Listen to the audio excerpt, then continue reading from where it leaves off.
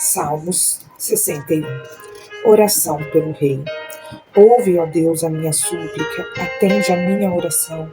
Desde os confins da terra, clamo por ti, no abatimento do meu coração. Leva-me para a rocha que é alta demais para mim, pois tu me tens sido refúgio e torre forte contra o inimigo. Assista eu no teu tabernáculo para sempre, no esconderijo das tuas asas eu me abrigo, pois ouviste, ó Deus, os meus votos e me deste a herança dos que temem o teu nome. Dias sobre dias acrescentas ao rei, duram os seus anos, gerações após gerações. Permaneça para sempre diante de Deus.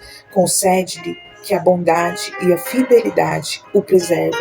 Assim, salmodiarei o teu nome para sempre, para cumprir, dia após dia, os meus votos. Amém, Senhor. Amém.